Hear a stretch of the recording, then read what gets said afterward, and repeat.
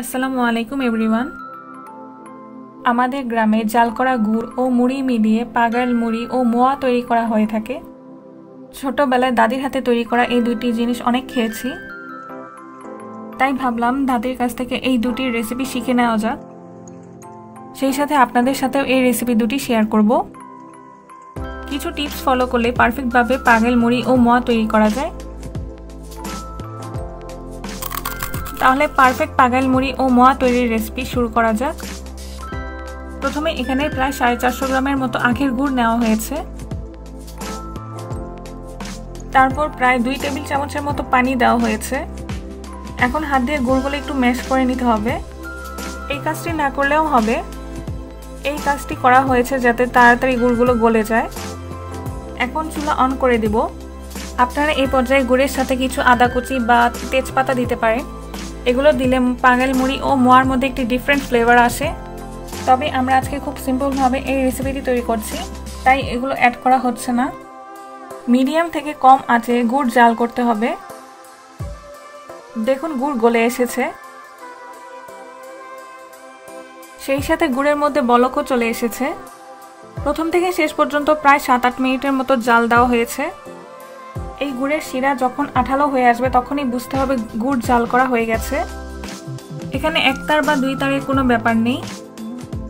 ভিডিওতে দেখানো অনুযায়ী যখন হাতের মধ্যে এরকম গুড় লেগে আসবে তখনই বুঝতে হবে গুড় জাল করা হয়ে গেছে। এখন চুলা অফ করে প্রায় 10 সেকেন্ডের মতো অপেক্ষা করতে হবে। চুলা থেকে নামিয়ে সঙ্গে সঙ্গে কখনো গুড়ের শিরা মুড়ির মধ্যে দিবেন না, তাহলে মুড়ি পরে নরম হয়ে যাওয়ার চান্স থাকে। তাই প্রায় 10 সেকেন্ডের মতো ওয়েট করতে হবে। এখানে একটি বড় বলের মধ্যে মুড়ি নেওয়া হচ্ছে। প্রায় 10 সেকেন্ড পর মুড়ির উপর গুড়ের শিরা দিয়ে দেওয়া হচ্ছে। একবারে সব শিরা দিয়ে দিবেন না, 2-3 ধাপে গুড়ের শিরাটা অ্যাড করবেন। এখন চামচের সাহায্যে গুড়ের শিরার সাথে মুড়িগুলো ভালো করে মিক্স করতে হবে।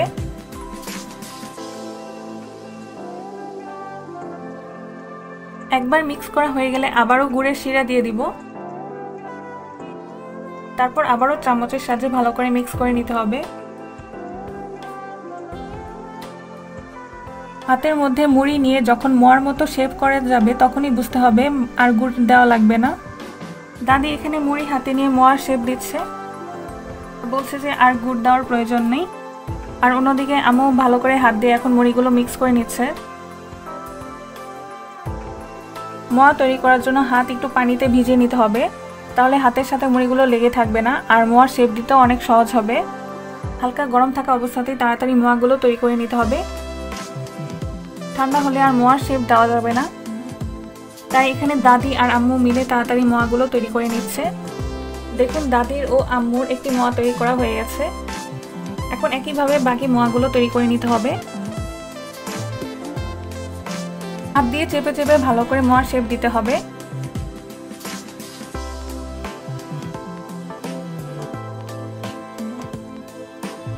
অবশিষ্ট যে গুড়ের শিরা ছিল তা আবারও কিছু মুড়ির সাথে মিলিয়ে নেওয়া হয়েছে। এগুলো দিয়ে এখন পাগাল মুড়ি তৈরি করা হবে। পাগাল মুড়ি তৈরি করার জন্য এখানে মোয়ার শেপ দেওয়ার প্রয়োজন নেই। এই পাগাল মুড়ি আপনার একটি এয়ারটাইট কন্টেইনারে ভরে অনেকদিন সংরক্ষণ করতে পারবেন। একইভাবে মোয়াগুলোও সংরক্ষণ করতে পারবেন।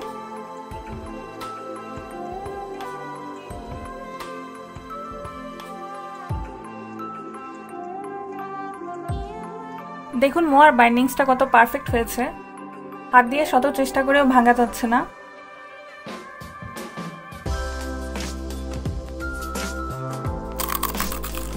খাওয়ার সাউন্ড শুনেও বুঝতে পারছেন যে মোয়াটা কত ক্রিস্পি রয়েছে, অর্থাৎ মোয়া নরম হয়ে যায়নি।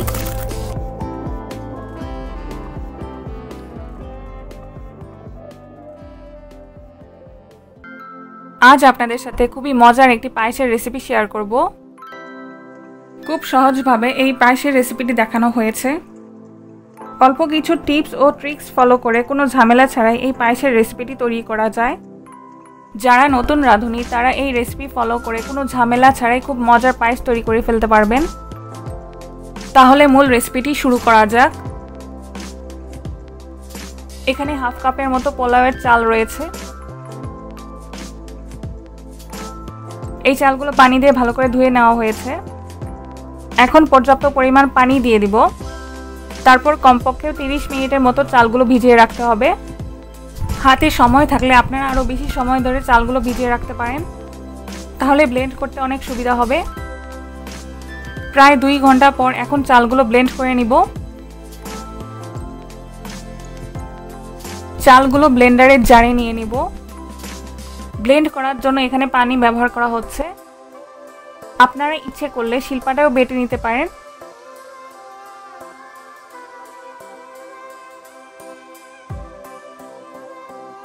ব্লেন্ডারে প্রায় 15 সেকেন্ডের মতো ব্লেন্ড করে নিলেই হবে।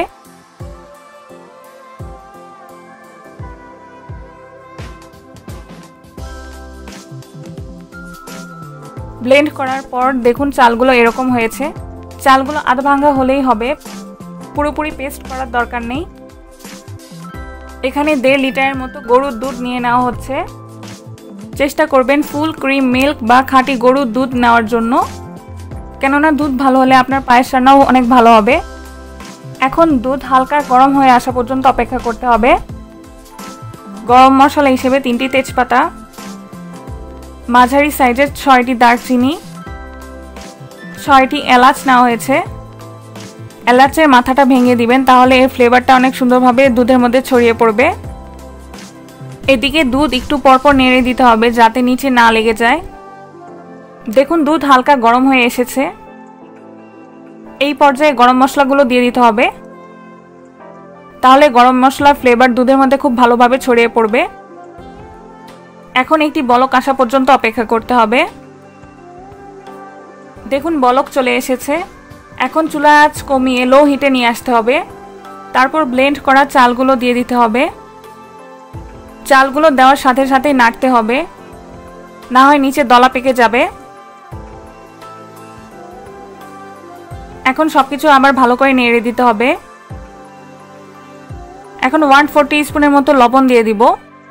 যারা মিষ্টি খাবারে লবণ পছন্দ করেন তারা এই পর্যায়ে লবণ দিয়ে দিবেন। এখন পোলাওয়ের চাল পুরোপুরি সিদ্ধ হয়ে আসা পর্যন্ত লো হিটে রান্না করতে হবে, আর ঘন ঘন নাড়তে হবে যেন নিচে না লেগে যায়।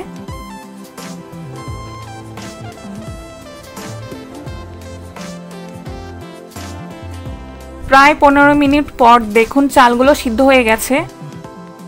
আপনাদের সময় কম বেশি লাগতে পারে। এখন 1 + 1/4 কাপের মতো চিনি দিয়ে দেওয়া হচ্ছে। আপনারা আপনাদের স্বাদ মতো চিনি দিয়ে দিবেন। এখন ভালো করে মিক্স করে দিতে হবে।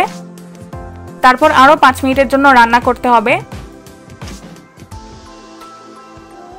5 মিনিট পর গরম মশলাগুলো তুলে ফেলবো, কারণ খাওয়ার সময় এগুলো দাঁতের নিচে পড়লে খাওয়ার টেস্টটাই নষ্ট হয়ে যায়।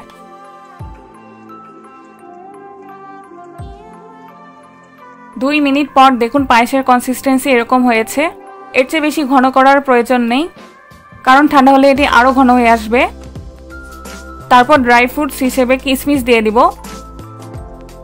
আপনারা আপনাদের পছন্দ অনুযায়ী যে কোনো ড্রাই ফ্রুটস ব্যবহার করতে পারেন। এখন চুলা অফ করে দিব। তারপর ঢেকে 5 মিনিটের জন্য রেখে দিব। এখন পরিবেশনে চলে যাব। এভাবে পায়েস তৈরি করতে যেমন কোনো ঝামেলা নেই, তেমনি খেতেও অনেক মজা লাগে। ছোট বড় সবাই খুব সহজেই এই রেসিপি ফলো করে পায়েস তৈরি করে ফেলতে পারবেন।